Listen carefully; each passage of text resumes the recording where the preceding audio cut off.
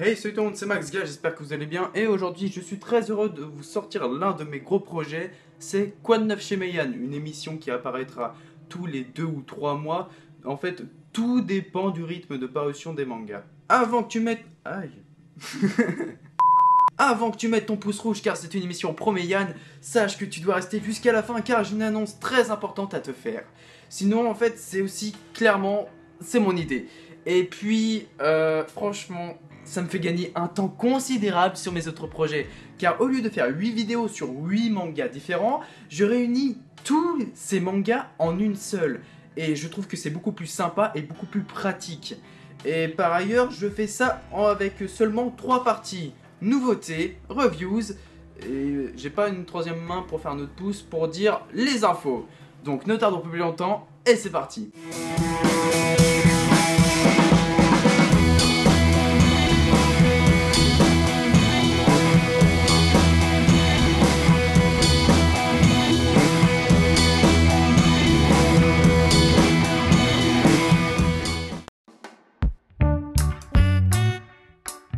Tout d'abord, la deuxième box d'Ares est sortie. Alors c'est un manhwa que je ne lis pas, donc je n'ai rien d'autre à dire en plus. Les 2 premiers tomes des 7 ninjas des feux, un seinen de Yamaguchi Takayuki. L'histoire nous parle du Japon en 1615 où Ieyasu Tokugawa est arrivé au pouvoir en écrasant Hideyori Toyotomi. Et il compte bien asservir son autorité dans le temps.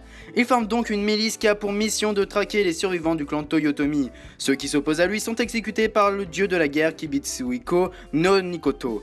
Cependant, 7 guerriers de l'ombre font leur apparition, ce sont les 7 lames des feux, les ninjas Honshin. Alors, c'est un auteur que je n'apprécie pas du tout car il a fait Shigurui. Et en fait, il est très crade et il adore mettre de la nudité inutile et moi j'aime pas trop ça. Mais sinon, du point de vue du scénario, c'est très intéressant et il nous plonge parfaitement dans l'ère Edo.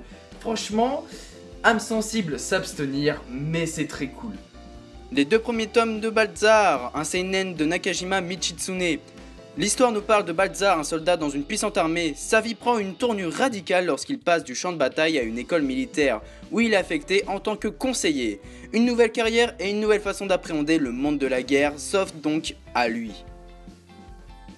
C'est un réel coup de cœur, j'adore ce manga, il est vraiment très intéressant et très réalistique et il retrace parfaitement l'armée et la société durant un pseudo 19e siècle. Franchement, je vous le recommande. Et enfin, les 2 premiers tomes de Jormungand, un seinen de Takahashi Kaitaro. L'histoire nous parle de Jonah, un enfant soldat qui a les armes depuis qu'il a perdu ses parents lors d'un bombardement.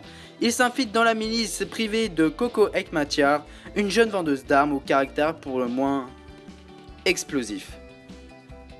Ce manga fut une réelle surprise car je ne m'attendais à rien du tout. Mais en fait, c'est un manga très plaisant à lire et très prenant. Franchement, c'est très cool, surtout que c'est une série en seulement 11 tomes. Allez, transition. Et Grégor, le tome 3, le manhwa de J.A. Square et Kim Jae-won. Alors, très grosse amélioration, c'est beaucoup plus plaisant à lire, c'est moins flou, surtout qu'il y a de la bonne baston avec pas mal de révélations. Peut-être encore un peu confus les visions, mais franchement, l'amélioration est là, c'est moins confus. Et c'est une amélioration très importante qui promet pour la continuité du manhwa. Kingdom, les tomes 23 à 24, franchement, c'est une grosse claque, c'est de mieux en mieux à chaque tome. Alors, après l'incroyable bataille de Wei, Qin remporte la guerre. Et Wei perd une partie importante de son territoire. L'unité Shin est donc promue, mais ils perdent toutes leurs batailles suivantes. C'est alors qu'un stratège va donc les rejoindre et à voir si ça va mieux pour la suite. Ensuite, pour Heisei, il continue sa guerre politique face au chancelier. Alors, il y aura énormément d'événements qui vont se produire, que ce soit du côté d'Heisei que de Chine, énormément d'événements, jusqu'à ce que tous les états de la Chine se mettent en guerre contre Qin. Oh là là, c'est une coalition et il va falloir attendre octobre pour savoir si Qin va surmonter cette crise et va réussir à repousser l'ennemi.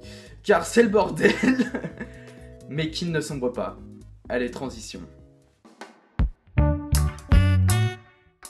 J'ai des infos par-ci par-là ou des anecdotes, mais je ne vais pas tout vous déballer lors du premier épisode.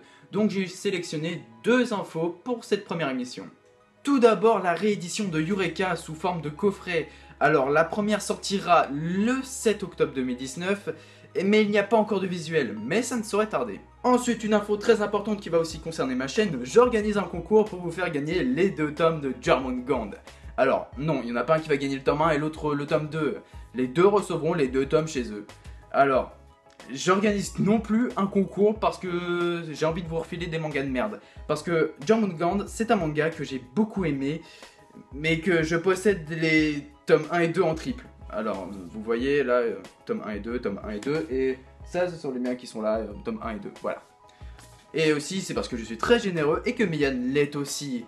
Donc, Meian, merci, car cette émission n'aurait jamais vu le jour sans vous. Donc, un grand merci à Meian. Les conditions pour participer au concours sont simples. Être abonné à ma chaîne YouTube, je vérifie. Être abonné à la chaîne YouTube de Meian pour suivre toutes leurs bandes annonces sympathiques, ça aussi ça se vérifie. Et mettre un commentaire, je participe, et me dire le manga qui vous intéresse le plus ou que vous avez le plus apprécié de la collection Meian. Ce sera tout, le lien de la chaîne YouTube de Meian est en description, ainsi que leur site. Le tirage au sort se déroulera à partir des 50 likes sur cette vidéo, car je ne tiens pas les dates. Voilà. Le tirage au sort se passera en live Insta, le lien est en description. Et je répondrai aux 2 commentaires gagnants. Je dirais vous avez gagné, nanani, nanana. Et les 2 gagnants devront me contacter soit par Insta, soit par Twitter, soit par mail. Le lien est en description car votre adresse sur YouTube c'est pas forcément une superbe idée. Bon, j'ai été le plus bref et le plus synthétique possible car je ne peux toujours pas faire de vidéos longues.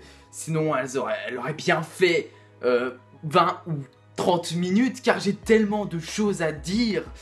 Mais je ne peux pas. Mais j'espère tout de même que cette vidéo vous aura plu et vous retrouverez cette émission en octobre ou en novembre ou... tout dépend des sorties de Meian en fait. Donc c'était MaxGa, on met la main là et on dit bye.